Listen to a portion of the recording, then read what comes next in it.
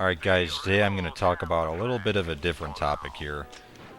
Usually I talk about a game if I first show it off to you. Instead I'm going to talk about something a little off topic. Something more about what I'm doing right now actually. YouTube. Now, as you can see, this game right here we're playing is Battlefront 2. On the PlayStation 2 of course, just like most of my commentaries. And yes, this was an online match. And yes, this was very recent. This was only last Saturday. And we had nice 5v5s. There was 10 people in the lobby. And it was around 10 p.m. on Friday night. Usually Friday nights are always filled with people. So if you want to come online, I would go on a Friday since that's when everyone's on. I'm usually on too. And my gamer tag is Dr. Beatus. It used to be EERT at symbol, but I changed it because my memory card corrupted. But anyways, let's get into the topic of the day, YouTube. But more importantly, the YouTube community.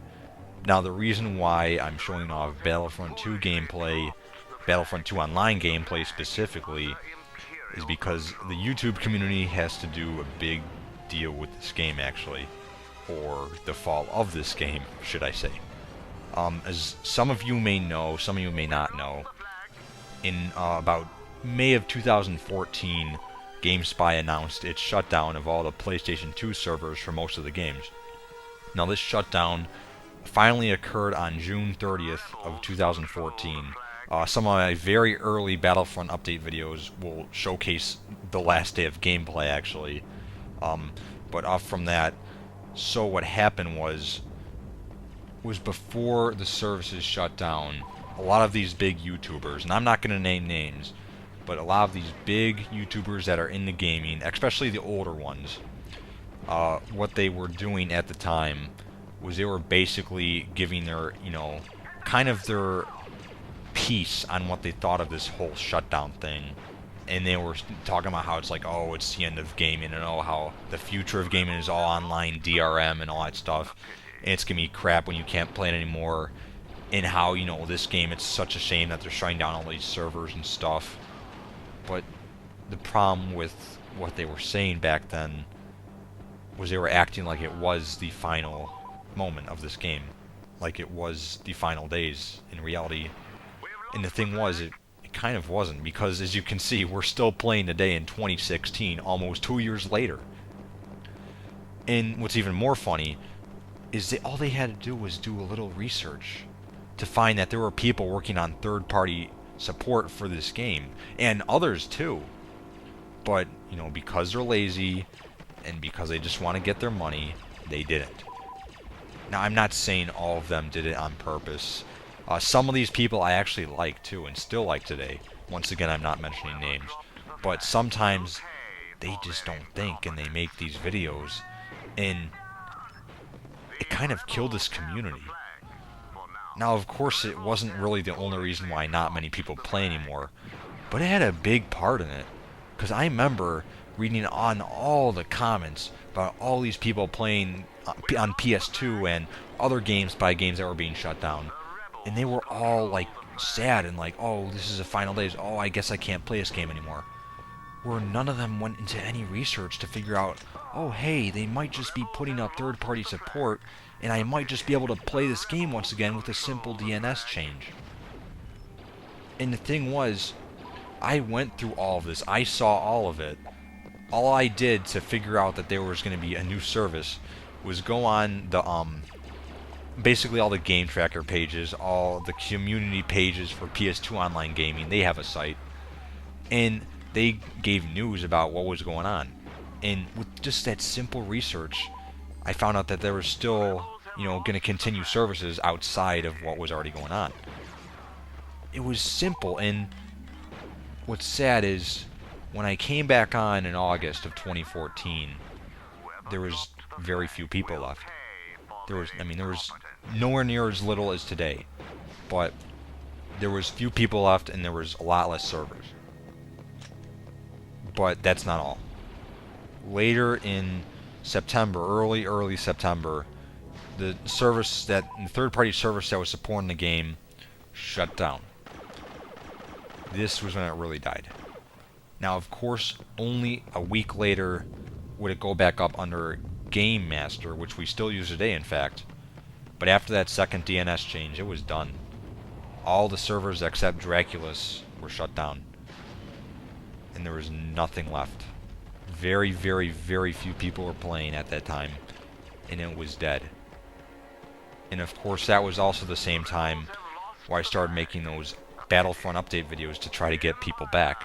Now, of course, what I'm glad about is I'm seeing a lot of new people on the game, or at least a lot of new gamer tags.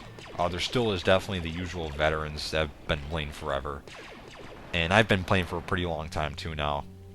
But the reason why I'm bringing up this talk about YouTube is because I feel like this is happening with not just this game, but a lot of other things.